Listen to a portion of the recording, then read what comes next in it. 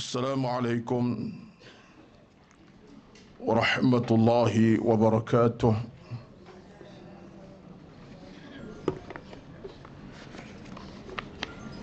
إن الحمد لله نحمده ونستعينه ونستهديه ونستغفره ونعوذ بالله من شرور أنفسنا ومن سيئات أعمالنا. من يهده الله فلا مضل له ومن يضلل فلا هادي له. أشهد أن لا إله إلا الله وحده لا شريك له وأشهد أن محمدا عبده ورسوله صلاة وسلاما على حبيبنا المصطفى صلى الله عليه وسلم وعلى آله من اهتدى. ربنا افتح بيننا وبين قومنا بالحق وأنت خير الفاتحين. اللهم أحسن عاقبتنا في الأمور كلها وأجرنا من خزي الدنيا وعذاب الآخرة.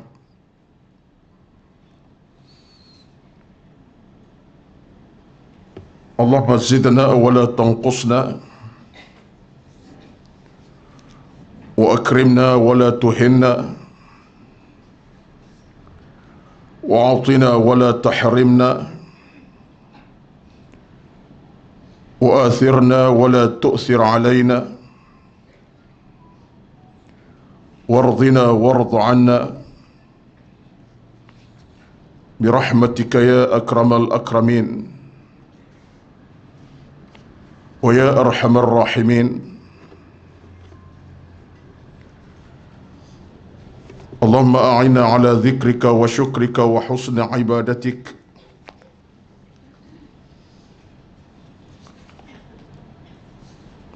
اللهم ألف بين قلوبنا وأصلح ذات بيننا واهدنا سبل السلام. حسبنا الله ونعم الوكيل ولا حول ولا قوة إلا بالله العلي العظيم. اللهم رب اشرح لي صدري ويسر لي أمري واحلل عقدة من لساني يفقه قولي يا رب العالمين. أما بعد، أعوذ بالله من الشيطان الرجيم. يا أيها الذين آمنوا اتقوا الله ولتنظر نفس ما قدمت لغد واتقوا الله إن الله خبير بما تعملون. Yang bermaksud, wahai orang-orang yang beriman, bertakwalah kamu kepada Allah dengan sebenar-benar takwa dan lihat diri masing-masing apakah persiapan dilakukannya untuk menghadap Allah keesokan hari, dan bertakwalah kepada Allah. Allah Subhanahu wa ta'ala amat mengetahui di atas apa yang kamu kerjakan. Sadaqallahul Azim. Al-Hasyr ayat 18. Berbahagia dan hormati keseluruhan dan seluruh tengkuasa pengurusan program Kuliah Duha Masjid Al-Falah, dan yang dikasihi yang dihormati seluruh kehadiran para jamaah Duha, tuan-tuan dan puan-puan, hadirin hadirat di pagi yang penuh keberkatan, di pagi yang penuh ketenangan dan kerahmatan ini. Alhamdulillah, Sama-samalah kita merafak syukur kepada Allah Subhanahu wa taala di atas nikmat pertemuan di awal pagi ini,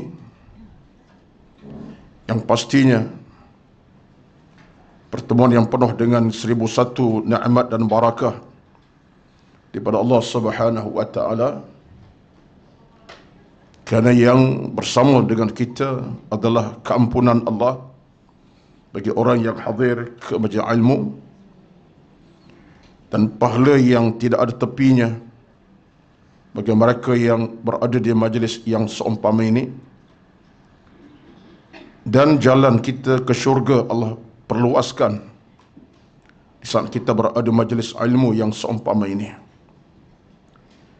Pastinya di sana 1001 nikmat yang besar yang kita tak nampak, tapi Allah akan perlihatkan nanti di hari akhirat, di saat kita semua dikumpulkan di hadapan Allah Subhanahu wa taala.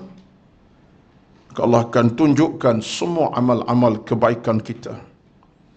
Tak ada yang tersembunyi dari penglihatan Allah Subhanahu wa taala. Sekalipun amal tu amal yang paling kecil kita lakukan. Faman ya'mal mithqala dzarratin khairan yarah. Siapa yang buat amal salah sekecil mana sekalipun akan diperlihatkan kepadanya, akan diperlihatkan oleh Allah kepada hamba-Nya. Maka ini menunjuk kepada kita besarnya kelebihan pahala dan ilmu amal salah ini. Dia menjadi asbab yang besar untuk kita beroleh keselamatan, kejayaan dan kemenangan di alam mahsyar sana nanti, insya-Allah. Al-Imam An-Nawawi rahmatullahi alaihi pernah mengatakan bahawa la tata'akhir, janganlah engkau melengah-lengahkan dan melewat-lewatkan dalam membina hubungan kamu dengan Tuhan kamu. Kerana siapa yang melengahkan hubungan dengan Tuhan, Allah akan melewatkan kebaikan di padang mahsyar nanti. Ini pesanan Imam Nawawi rahmatullah. Janganlah kamu melengah-lengahkan hubungan dengan Tuhan kamu, kerana kalau kamu melengahkan hubungannya, Allah akan melewatkan kamu kebaikan di padang mahsyar nanti. Ini satu pesanan yang begitu menarik, ringkas dan padat daripada Imam Nawawi untuk mengajar kita supaya dalam soal peluang-peluang yang kita ada dalam soal cari ilmu, belajar ilmu, hadir ke program ilmu, jangan kita tangguh-tangguhkan. La tata'akhir. Kerana bila kita melengah-lengahkan apa yang kita patut capai, kita dapat sekarang, kita tak tahu apa keadaan kita besok, lusa, tulat. Kesempatan masa dekat tidak ada, kita tak tahu. Wa ma tadri nafsum madza taksibu ghadan. Dalam surah Luqman, Allah sebut di penghujung surah tersebut, wa ma tadri nafsun madza taksibu ghadan. Tak ada siapa yang tahu apa keadaan besok. Ma tadri wa ma tadri nafsum madza taksibu ghadan.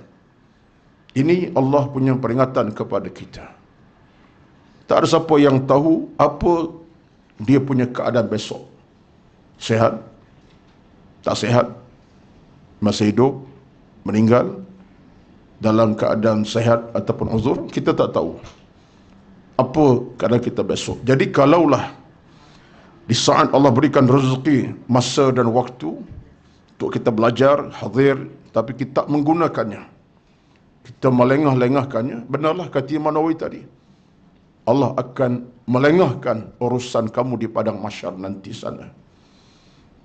Ini satu perkara yang penting. Kan dalam hubungan kita dengan ilmu khasnya ataupun amal soleh ini, dalam dari mukmin tak boleh ambil sikap menangguh-nangguh. Tak boleh ambil sikap untuk menangguh-nangguh, tak apalah, tidak hari ini, besok, tak besok lusa, nanti-nantilah nak buat amal ke, beribadat. No. Kalau Allah tidak pernah menangguhkan kematian kita, la yastaqdimuna wa la yastakhirun, tak akan melewatkan saat, tidak awalkan saat kematian, maka fahamlah kita, demikianlah. Kalau kita masih ada upaya rezeki kesihatan, gunakanlah. Ada upaya rezeki masa, gunakanlah untuk tujuan-tujuan baik, ilmu dan seumpama. Kenapa? Allah pun tidak pernah menangguh kematian hambanya. Saat sakit ke, demam ke, senang, susah ke, seorang ke, ramai-ramai, Allah tak ada tangguhkan. Sehingga Allah boleh ambil nyawa kita bila-bila masa. Seorang pun kita mati, beramai pun kita mati. Sebuah keluarga sampai 6 orang boleh meninggal beberapa hari yang lepas, daripada ayah, mak dengan anak sekali. Bayangkanlah, bila Allah tentukan masanya, itu hak dia lah. Allah maghfir lahum warhamhum wa'afihim wa'afu. Moga-moga Allah ampuni mereka sekeluarga yang telah pergi. Moga Allah rahmati mereka di alam sana. Amin ya rabbal alamin. Diampunkan dosa, kesalahan dan sebagainya. Tapi itu hakikat sebuah kehidupan beragama. Kalau Allah tidak pernah menangguhkan kematian kita dan seumpamanya, apakah cerdik kita menangguhkan urusan ilmu amal kita? Seolah-olah bahasa saya, kita lebih cerdik pada Tuhan lah. Sebab esok aku nak belajar lah, besok aku nak start cari ilmu, nak buat amal ibadat, nanti-nantilah, bukan hari ini, tunggulah. Seolah-olah kita lebih cerdik pada Allah, lebih tahu. Sedangkan hakikat kita dengan Allah ini, bila-bila masa sahaja Allah boleh uji kita, tak mati pun sakit, kehilangan masa, tenaga dan seumpamanya. Maka saya fikir ini di antara peringatan baik, dan itulah kata Imam Nawawi tadi, jangan lengahkan hubungan kamu dengan Tuhan kamu. Jangan lengahkan, nanti Allah akan melengahkan urusan kamu dengan dia di alam sana nanti. Mudah-mudahan apa yang saya mukadimahkan pada pagi ini adalah kebaikannya untuk tujuan tazkirkan diri sendiri khasnya, bukan orang lain pun. Dan mudah-mudahan Allah berikan kita insya-Allah kekuatan demi kekuatan, keinsafan demi keinsafan dalam kita melaksanakan tuntutan agama, iman dan amal kita. Amin ya rabbal alamin. Sambungan bicara kita pada pagi ini di muka surat yang kedua dan seterusnya, masih dalam tajuk yang pertama lagi, itu hakikat kematian. Dari kitab Al-Imam Al-Qurtubi terjemahan ini, kita masih bercakap tentang bagaimana kita akan menemui, menghadapi satu fasa penting dalam hidup kita. Bagaimana disebutkan di awal tadi pun, iaitulah kematian. Ia satu kemestian dan kepastian. Kematian, kepastian dan kemestian. Sambungan bicara kita pada pagi ini, muka 2 dan 3, diceritakan bahawa ada seorang Arab Badawi yang mengelilingi untanya yang telah mati, dan dia memuji-muji unta tersebut sambil berfikir apa yang berlaku pada untanya itu. Dia kemudian berkata, mengapa kamu tidak bangun? Padahal anggota tubuh masih baik dan sempurna. Apa yang berlaku padamu? Siapakah menahan gerakanmu? Siapakah yang akan membangkitkanmu? Akhirnya orang Arab Badui itu meninggalkan untanya yang telah mati. Dia heran memikirkan keadaan unta tersebut. Ini ceritalah. Gambar cerita bukan isu unta tu sangat. Cerita unta-unta lah. Badawi ini, dia ada seekor unta yang begitu cantik, sempurna fizikal, sehat pun. Tiba-tiba tak bergerak dah. Tak bersuara, tak bangkit, tak bangun, tak melihat, kejang kaku. Maka dia kata apa kepada unta? Kenapa ni? Tak bangun, tak bergerak, apa cerita ni? Yalah, kita jaga faham juga kadang-kadang dalam cerita ni ada kadang-kadang sumber-sumber humor tu.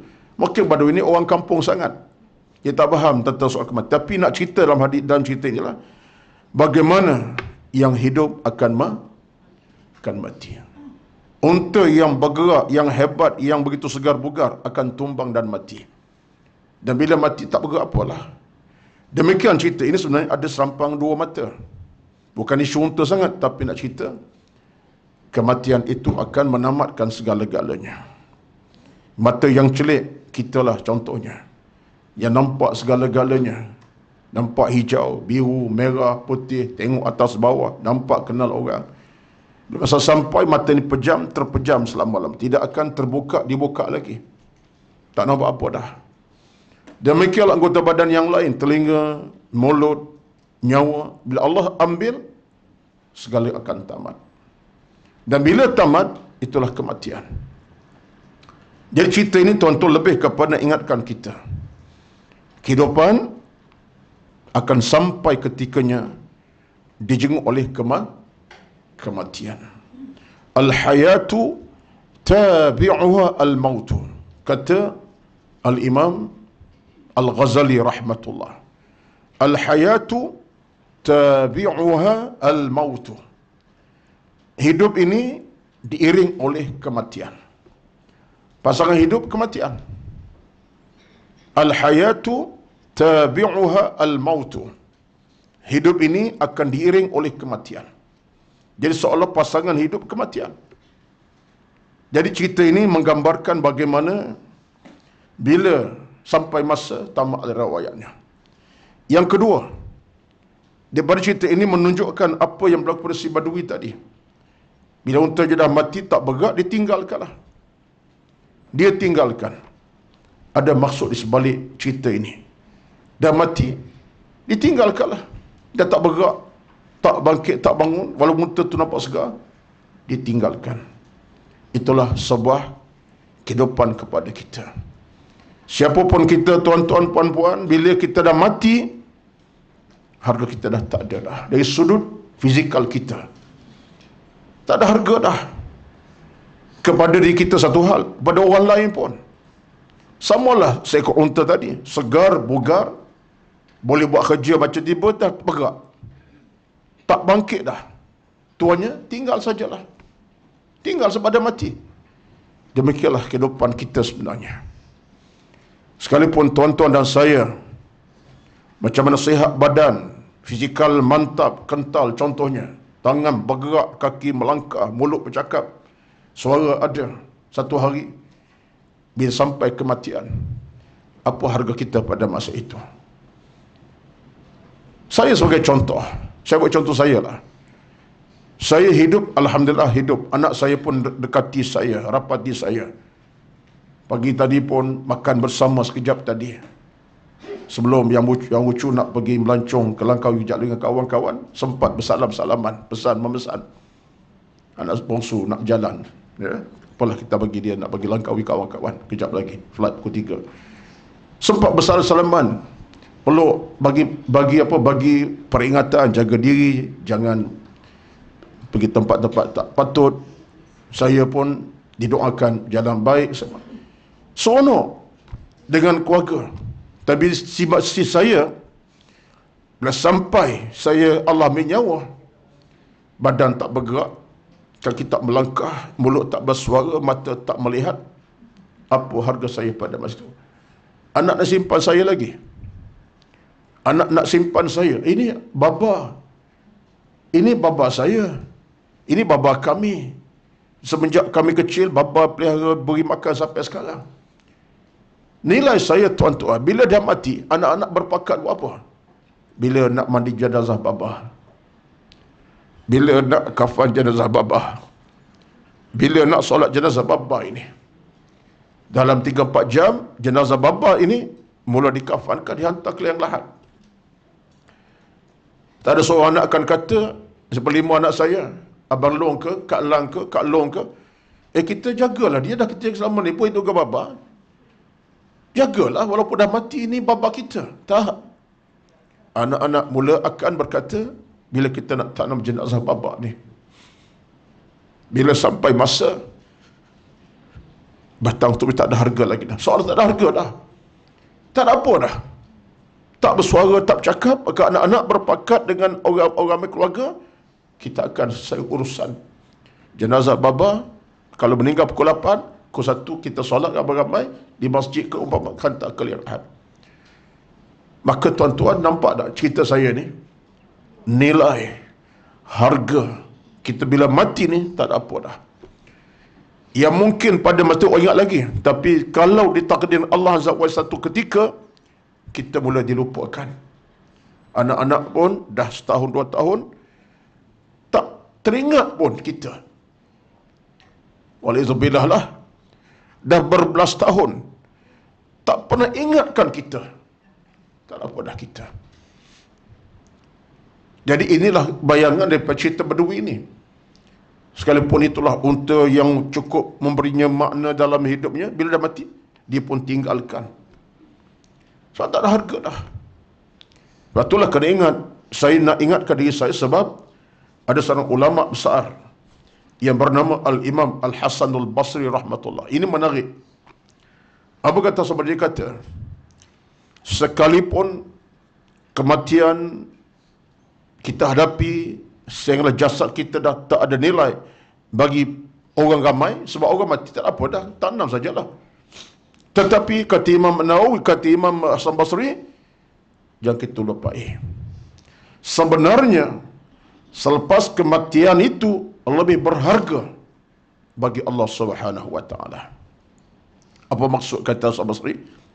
Seorang yang mati dalam keadaan beriman, berilmu, ada iman cukup, amat berharga si Allah Azza wa Jalla. Sebab Allah nilai kita lepas kita mati. Allah nilai tuan-tuan bukan ketika hidup.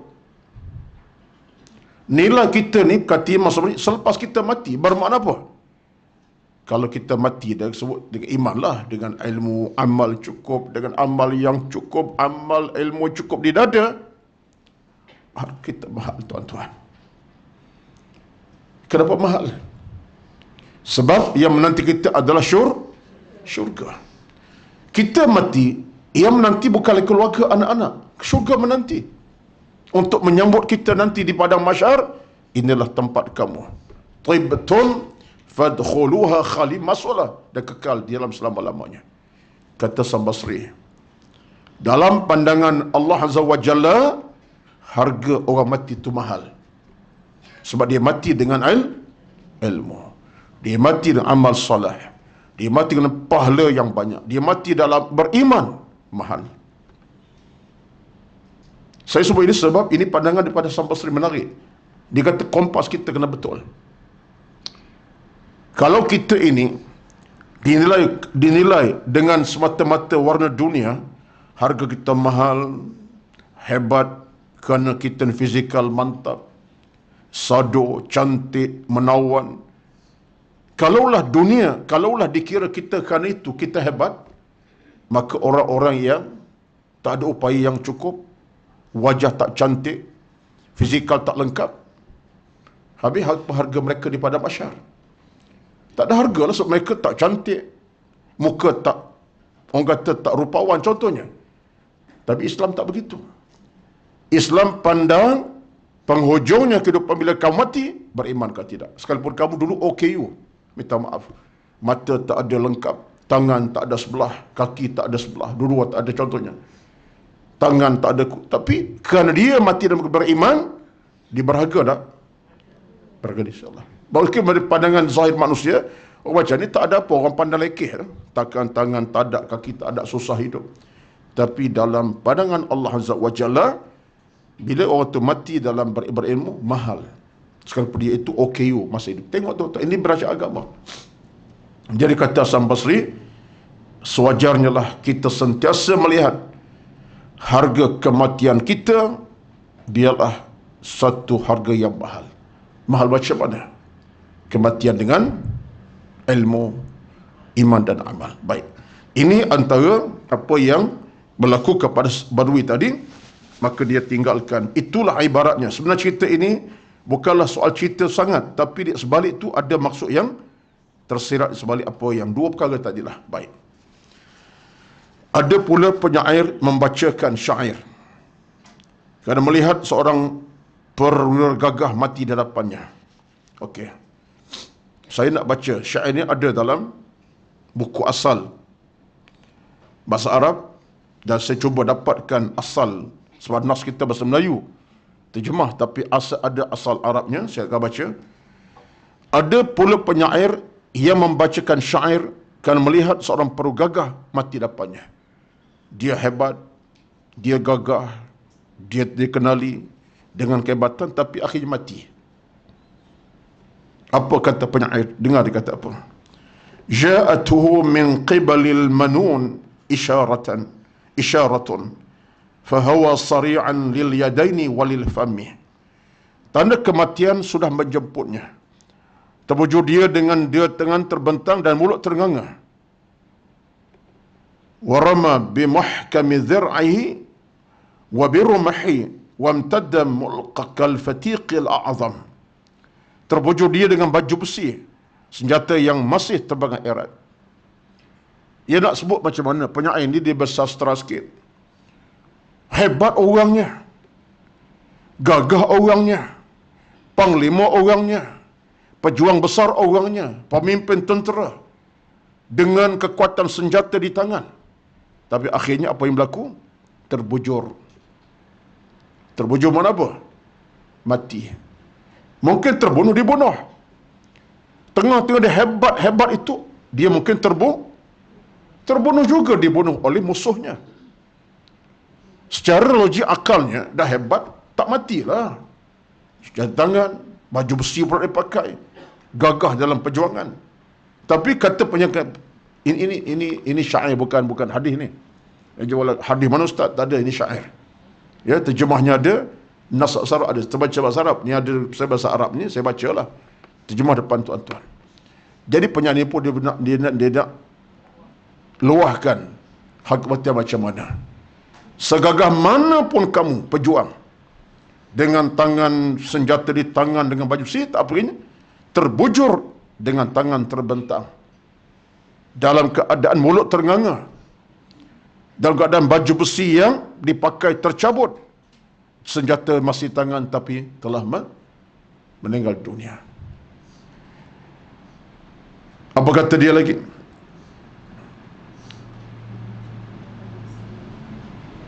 Wamtabda mulqa kal fatiqil azam. Terwujud dia bagi seorang yang masa besar. Maksudnya terwujud kaku dalam keadaan tak boleh apa dah. Dulu masa dia hebat, senjata diangkat, dia berperang dengan gagah berani. Tiba-tiba sekarang terbujur kaku sebagai jenazah dan mayat.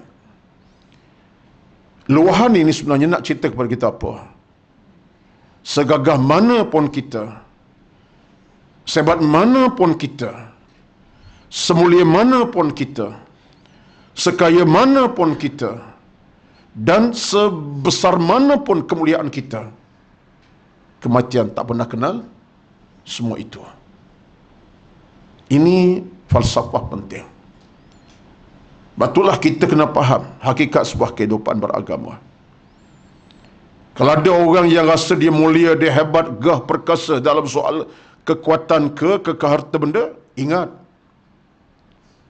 penghujung kamu adalah kematian. Kematian merenggut segala-galanya. Tengah mulia macam mana kematian datang, habis.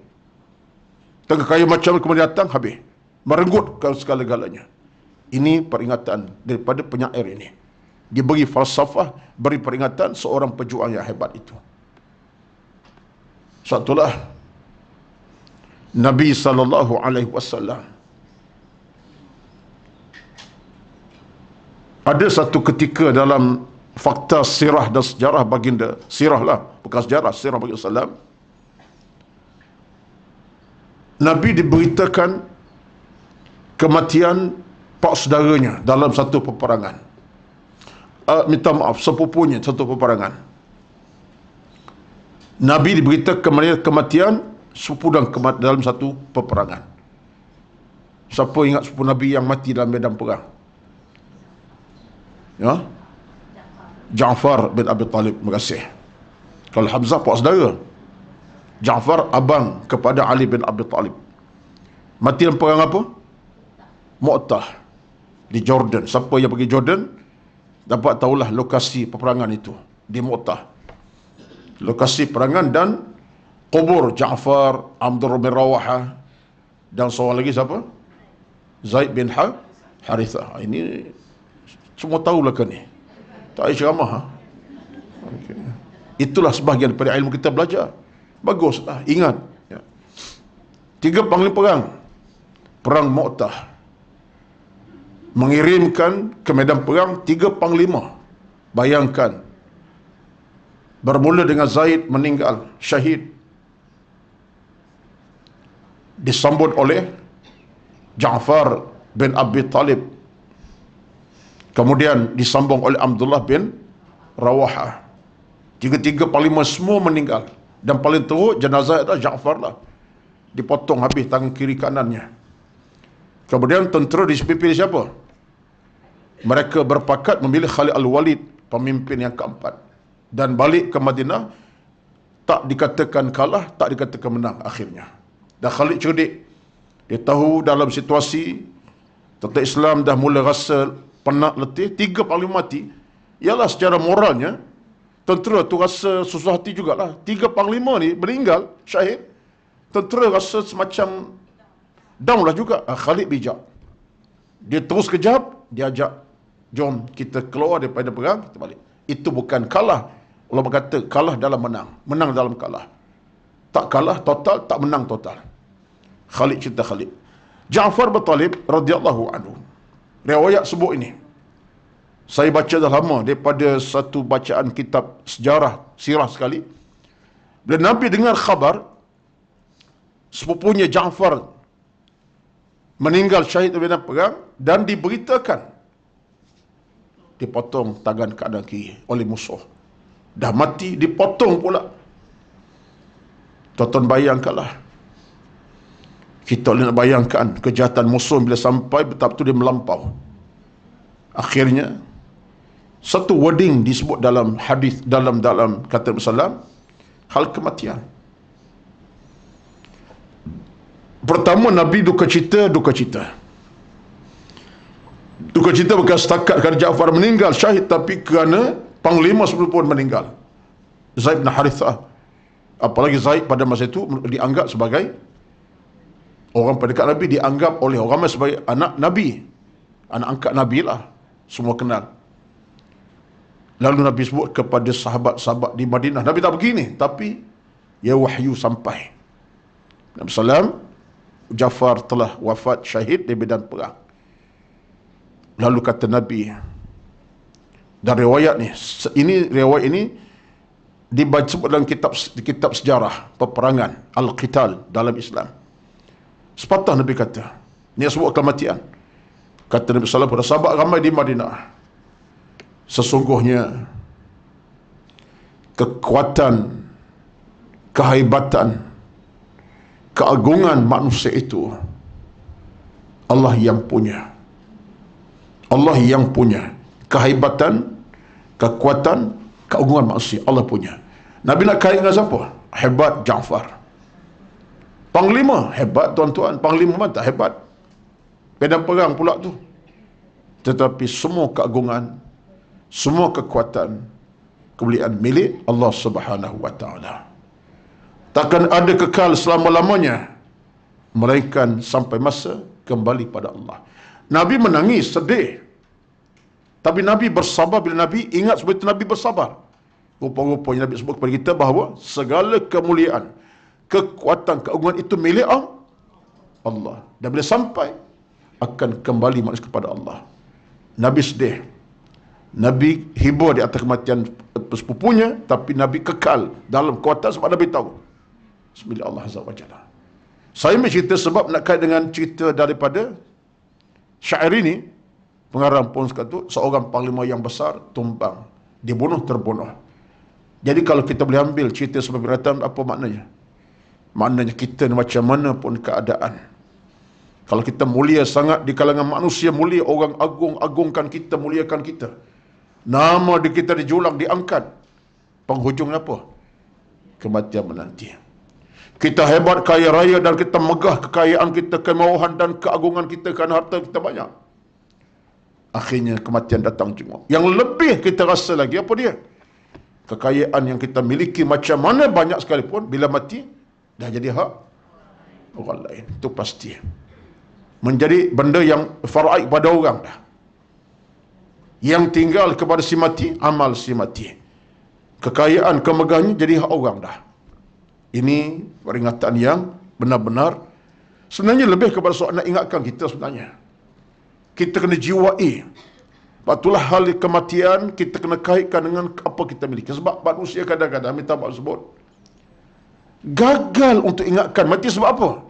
Leka dengan kemuliaannya, kehebatan, dia gagal untuk ingatkan mati. Ini yang tak betul dalam hidup kita. Baik. Apa dia kata lagi? La yastajibu li sarikhin an in yad'u abadan wala yurja li khadbi mu'azzam. Tidak mau lagi dia mendengar semboyan panggilan perang. Tak ada apa dah. Dulu dia yang mengajak orang berperang. Mari kita perang lawan musuh. Aku panglima. Sekarang ini tak ada kata-kata tu. Dah terhenti dah semboyan perang dia. Kata ini sajak tuan-tuan ni. Sajak dia bahasa sajak macam itulah. Ya. Saya pun cuba nak faham dah ni. Ya, saya cuba sebab nas Arab ada, Melayu ada, cuba nak faham. Kata dia lagi, "Zahabat basalatuhu wa marra gharamuhu lamma ra'a jabal al-maniyati bimurtami." Yartami. Bahkan tidak perlu lagi panggilan dia agung para raja. Bahkan pun tidak perlu lagi dia dengan panggilan agung raja. Maknanya orang puji dia macam-macam selama ni, tak ada apa dah. Orang sebut kehebatan dia, raja-raja sebut, oh panglima aku ni hebat contohnya. Tak ada apa dah. Betul tak betul? Tuan-tuan, saya sebutkan tadilah. Kita dimuliakan masa kita hidup. Bila kita dah tak ada siapa nak muliakan kita lagi sebenarnya. Bila orang lupakan kita. Orang dah lupakan kita selama-lamanya. Saya tak nak pergi jauh, kadang-kadang kita dengan keluarga kita juga bukan orang lain. Saya kadang-kadang bila baca cerita-cerita macam ni, dengan syair macam ni, dengan terjemahan bahasa Arab ni, saya termenung. Kita sendiri hari ini, cuba saya nak recall balik ingatan tuan-tuan, puan-puan yang ada pada pagi ni, yang baik ia dalam dewan, yang dengar live. Kita pernah ada seorang bapa yang pernah pelihara kita. Seorang ibu yang pernah didik kita dengan pelbagai cagaan dan seumpamanya. Telah khidmat untuk kita begitu sekali. Masa, tenaga, waktu, keletihan, kepadatan. Satu masa dahulu. Kita nak rekod balik tak mampu. Semuanya terbaik kepada kita sebagai anak. Dah meninggal mereka. Mungkin ada 10 tahun, dah 20 tahun, mungkin 11 tahun. Berapa ramai kalangan tuan-tuan yang hadir? Saya tak ada jawapan. Jawapan hati puan-puan saja. Berapa ramai kalangan puan-puan yang duduk dalam satu masa tertentu, mungkin lepas sembahyang, lepas solat maghrib, isyak ke, lepas sembahyang duha, sebagainya itu, termenung balik, recall balik. Allah, mak aku, ya Allah, banyak benda-benda yang telah buat untuk aku. Letihnya dia, penatnya dia, aku ingat lagi bagaimana dia sekian-sekian. Contohnya, recall balik, ingat balik, air mata tumpah mengenang sejarah kehebatan mereka dan kemuliaan mereka. Mungkin ayah kita sama gigih, bekerja malam siang, terutama zaman-zaman kepayahan. Anak ramai, harta tak banyak, makan bersuap pun kadang-kadang satu pinggan 7 orang makan. Suap seorang-seorang 10 bulu, kadang-kadang tak cukup makan pun. Tak bernasib lauk pun lauk tak seberapa. Saya sebut ini bukan apa. Kita recall kah tidak kadang-kadang. Saya tak nak jawapan. Saya pun ada ayah yang telah pergi, ibu telah pergi, saya tahu di mana saya. Saya bimbang, saya takut, bahasa saya lah, kita tak pernah fikir macam tu. Tak fikir tuan-tuan. Kita abaikan. Dah mak mati dah 10 tahun, 12 tahun. Dah meninggal puluhan tahun, 20 tahun contohnya. Kita tak terasa tu. Zaman sejarah mereka, kelihatan mereka. Saya bimbang. Saya takut. Tak ada benda tu dalam kepala kita. Kalau ada, alhamdulillah. Tapi saya kata tidak ada tadi. Satu peringatan. Betapa itulah sebuah kehidupan. Sampai masa kita lupa. kita layak, kita dah tak ingat dah. Ini yang dikatakan oleh penyair kita ni. Yang hebat dulu, yang raja-raja sebut apa? Kamu dah dilupakan. Minta maaf ya, saya kait dengan bayah tadi, sebab saya itu cabaran. Biarlah hari ini, kepada kita yang mak telah tiada, ibu telah tiada, mak yang telah tiada, sekurang bermula saat kita bercakap ini, kita boleh ingat balik. Ya Allah, banyak kelebihan mak dengan aku masa dia hidup dahulu. Aku pernah sakit, dialah yang berikan khidmat. Aku pernah keadaan susah, dia yang tolong. Sekurang-kurangnya, dengan ingatan itu, adalah kelebihan di sebaliknya. Apa kelebihannya? Kita berdoa kepadanya. Allah maghfirlah, ya Allah ampunkan dosa mak aku yang telah sekurang-kurangnya. Ya, saya bukan nak bawa cerita untuk menangis, tidak. Tapi saya nak angkat cerita supaya kita insaf. Ada ketikanya kelebihan orang yang nama mak kita lupa dan lalai. Ini yang disebutkan oleh penyair kita ni. Lalu ketika itulah raja-raja yang dulu agung kita dah tak kenal kita dah. Ya tuan-tuan, dia memang itulah ujian dalam sebuah kehidupan. Kita boleh mengenang seseorang dengan mudah selama dia depan mata kita. Bila dia tak depan mata kita, bahkan berjarak sudah kita dengan orang berkaitan, kita tak mudah nak kenang. Sekalipun mak adalah kita. Kecuali anak tu anak yang soleh, anak yang beriman, anak yang berilmu, insya-Allah. Dia tak akan lalai lupa walaupun sesaat. Lepas mayang asar, maghrib, isyak, subuh, duha sekalipun, dia akan nampak wajah-wajah yang pernah hidup dalam kehidupannya dulu, beberapa tahun lepas ke puluhan tahun lepas, itu ayah mak dia. Dia akan sebut, Allah banyak kelebihan aku hidup dalam sebut ini kerana mak aku jaga pelihara. Maka ucapannya apa? Doa dan doa kepada mereka yang telah meninggal. Wallahu a'lam. Baik. Minta maaf ya tuan-tuan ya. Kalau saya bercakap benda-benda yang bersifat menyentuh hati, sebab ini tajuk kita kebetulan macam tu. Sekarang sebutlah, dan saya nak belajar sesuatu. Dan saya dapat merasakan bila bercakap benda macam ni, pentas ilmu macam ni dan tajuk macam ni, saya cuba nak menjiwai juga perasaan yang sama. Biar ada kekuatan itu. Kalau mungkin tak tajuk macam ni, saya pun tak rasa. Bila tajuk macam ni, saya pun terasa, oh, aku ada kelalaian, aku ada banyak kecuaian, aku ni lupa macam-macam. Moga-moga Allah berikan kita rezeki yang banyak, insya-Allah, kekuatan hati dan jiwa. Kemudian berkata dia, ya wayhahu man farasa ma balahu dhahabat murwatuhu wa lamma yukallimu. Ini bahasa Arab ni kena baca betul-betul ya. Kekuatannya dan keberlawanannya sudah terlalu terkerat, telah berlalu kerana tali maut sudah bertinggi atas kepalanya. Kata penyair kita, hebat macam mana pun kamu dengan keperkasaan kehebatan, tali kematian akan jerut ke leher kamu. Maksudnya tali kematian datang, dia tarik kamu, kamu tumbang. Hebat gagah ni, tapi kematian datang, kamu tumbang. Kamu gagah dengan berkuda perang dengan senjata di tangan. Bila kematian datang, seolah kematian tu jerut kamu, jatuh tersembam kamu. Seolah macam tu. Ini kata-kata bahasa Arab. Saya tengok bahasa Arab ni, lebih kepada bahasa Melayu, tengok bahasa Arab tu. Seolah kematian jerut leher kamu, tersembam. Tengah gagah. Inilah kenyataan kita sebenarnya. Tengah-tengah bercakap, tengah bersantai, tengah-tengah bersuara, tiba-tiba tumbang.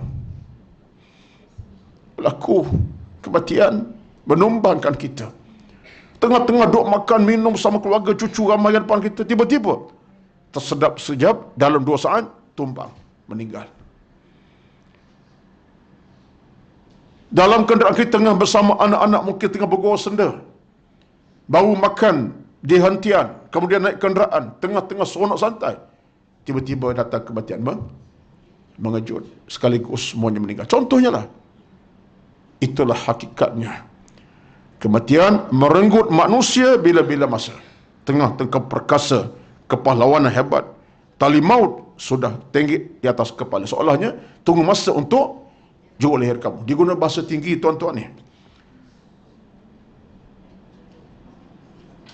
Zahabat muruwatu wal, maknanya dia guna perkataan tali maut itu akan menjerut.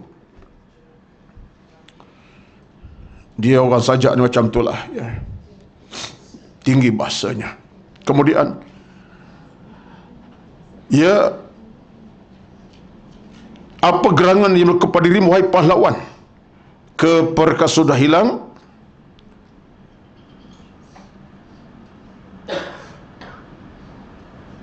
Hayhat, okey.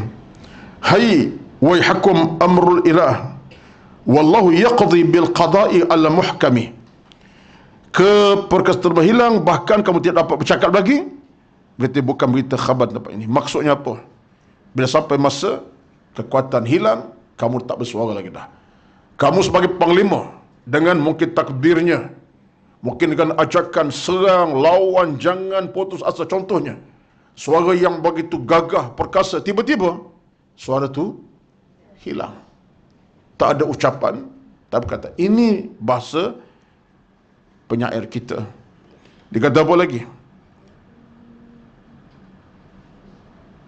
Khabarun 'allamana kulluna bimakanih wa ka'annana fi halina lam na'lam. Dikata apa? Berita ini bukan berita khabar tempat ini, kita masih saya tak peduli asalkan tak tahu. Dikata apa? Kata penyair, kita ni macam buat tak tahu. Kita rasa gah, rasa hebat, seolah tak mati. Ini renungan daripada penyair ni. Kita ni kata dia macam tak peduli. Kita segah-gahlah kita. Kaya-kayalah kita. Mulia-mulialah. Sebenarnya akan datang titik penghujung, iaitulah kematian. Maka dia sebut dalam bahasa sebagai satu luahan. Khabarun 'allamana kulluna bimakanih wa ka'annana fi halina lam na'lam. Kita seolah tak tahu apa. Kita rasa sebab ialah manusia ni tuan-tuan, ini kita paling takut. Bila kita dah dapat satu benda, kita seronok, kita seolah dah lupa kematian. Apa tak ada, harta makin banyak, pangkat makin tinggi, dunia makin dicapai dengan segala-galanya. Kita mungkin lupa, lalai. Sedangkan kematian datang tiba-tiba saja bila-bila masa. Ini antara syair yang dibawakan dalam buku oleh Imam Al-Qurtubi. Ini sebenarnya catatan daripada Imam Qurtubi tentang syair yang berada pada zamannya lah. Baik. Kemudian tengok lagi sikit lagi. At-Tirmidzi Al-Hakim Abu Abdullah meriwayatkan dalam Nawadir, dalam kitab Nawadir Al-Usul ni, kitab ni Imam Tirmidzi ada meriwayatkan daripada dalam kitab ada usul, dikata pun ada satu cerita. Nabi Adam alaihissalatu wassalam beritahu pada Hawa anaknya telah meninggal dunia. Haddatsana Qutaibah, ada hadisnya disebut mata ibnu Adam alaihissalam faqal ya Hawa qad mata ibnuka. Satu hari kata Nabi Adam kepada Hawa, anaknya telah meninggal. Anak mereka lah.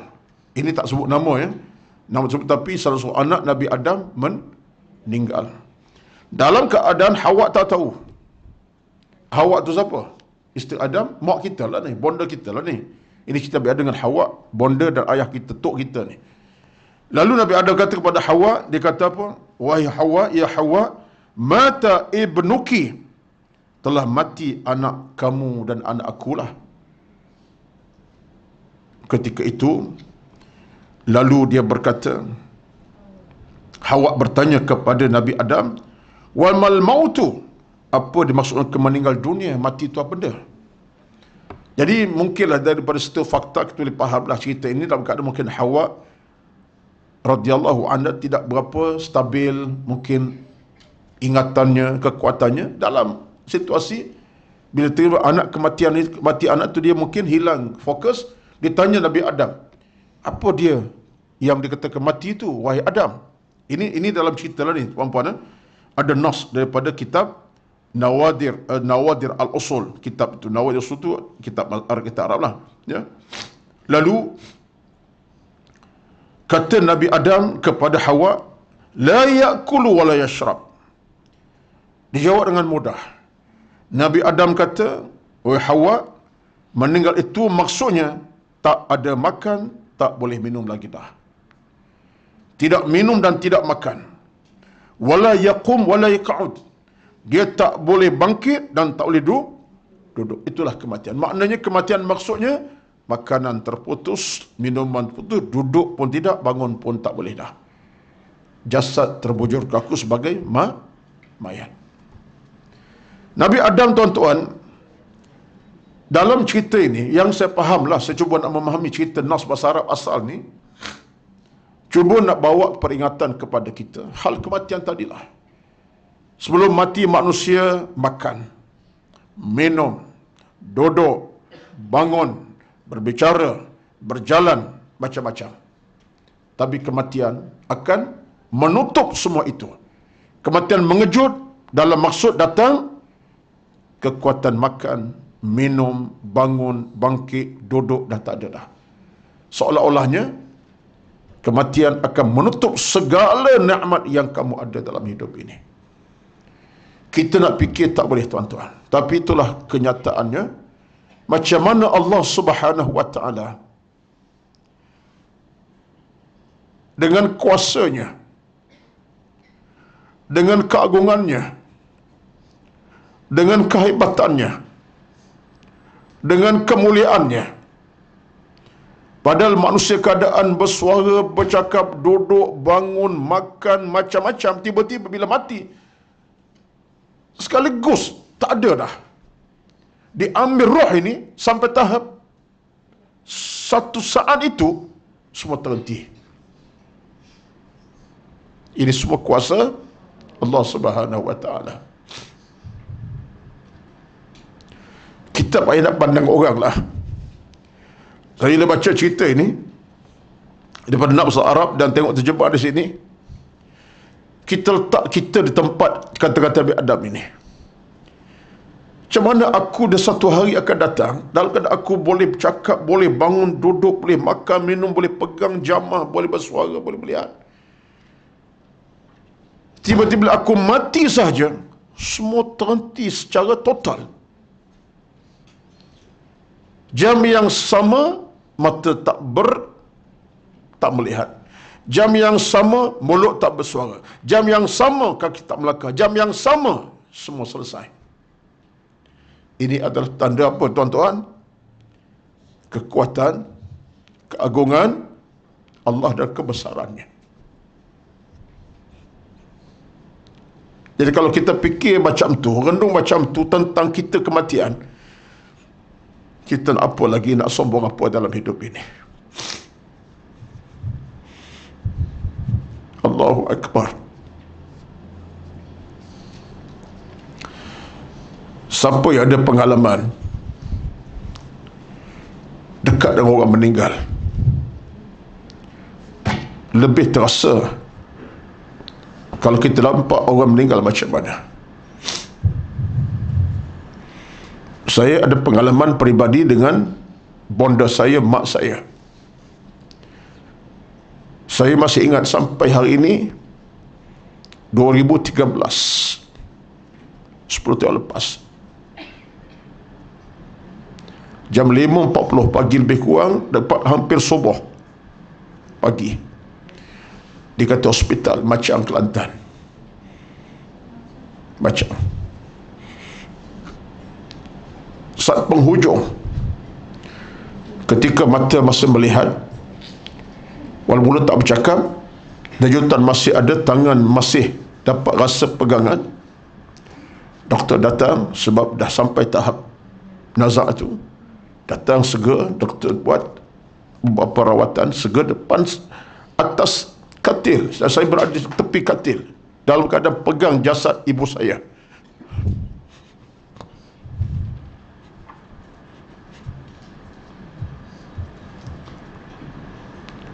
Saya nak sebut, nak bayang apa, tuan-tuan? Dia doktor usaha 2-3 benda dia buat. Doktor letak tangan di atas kelopak mata. Doktor kata, Ustaz, inna lillahi wa inna ilaihi raji'un. Terus kata saya, Ustaz, inna lillahi raji'un. Saya fokus tu. Segala-galanya kita nampak serentak belaka. Denyutan nadi tak ada, mata tutup. Dan bila sampai tahap tu, saya nak hayati balik cerita ini, tuan-tuan. Bila baca cerita macam ni, kita nampak Allah tarik manusia nyawa kekuatan dalam masa yang begitu ringkas sekaligus, tanpa ada di sana orang kata apa, mata tutup sekejap, mata tutup mata dulu, kemudian tangan tak ada. Allahu Akbar, tuan-tuan. Bila tengok pengalaman itu, saya terasalah, seperti saya yang bercakap, minta maaf lah, saya bukan nak cerita sangat, tapi pengalaman itu, tak apa berkongsi ilmu ni, saya terasa ni, sampai hari ni, sampai sekarang ni, sebab kematian depan mata mak sendiri pula tu. Allahu Akbar. Maha besarnya Allah Azza wa Jalla, maha agungnya Allah Azza wa Jalla, maha berkuasa Allah kepada hamba-hambanya. Betullah betul Allah sebut Al-Quranul Karim dalam ayat yang kita akan baca nanti insya-Allah dalam makalah akan datang. Apa kata Allah Azza wa Jalla? Kullu nafsin dha'iqatul maut wa innama tuwaffawna ujurakum yawmal qiyamah faman zuhzi'a, sampai akhirnya. Kata Allah, tiap yang bernafas akan mati. Mati itu serentak. Tuan-tuan sekalian, saya pun tidaklah cadang untuk menangis sebenarnya, tapi cerita-cerita macam ni, dia adalah cerita hati, cerita jiwa, cerita hati dan jiwa. Orang yang telah mati, dia mengalami situasi itu. Saat nyawa dicabut, segala Allah ambil, dia merasai, dia mengalami. Cuma dia tak boleh cerita kepada kita masih hidup. Tapi kita pula, bila tengok kematian depan kita, kita rasa itulah penghujung sebuah kehidupan. Kalau si mati begitu ceritanya, aku pun samalah keadaan bila sampai masa, itulah situasi. Baik, masa berbaki sikit lagi. Lalu apa yang berlakunya ialah Nabi Adam alaihissalam kata kepada awaknya, Hawa, isterinya, mati itu ialah la yashrab wala yakul wala yaqum wala yaq'ud. Mati dengan makna tak ada lagi makan minum, tak dapat berdiri dan tak dapat duduk. Lalu riwayat kata farannat, maksudnya Hawa pun nampak keadaan sedih dan menangis. Dia faham cerita kematian itu bermakna segala-gala terhenti. Yang anak ini dia pernah peluk dengan sayang kasih, dah tak ada dah. Yang anak ini dia sayang begitu rupa, dah tak ada dah. Yang anak ini dia pernah beri suapan air minum, suapan makanan, dah tak ada dah. Anak ini berlari ke sini, dah tak ada. Jadi Hawa tu merasa farannat. Farannat bahasa Arab maksudnya apa? Farannat, maka dia sedih, dan bukan sedih saja, menangis sekali. Ranna ini dengan makna sedih dengan air mata tumpah sekali. Baik. Adam lalu berkata kepada Hawa,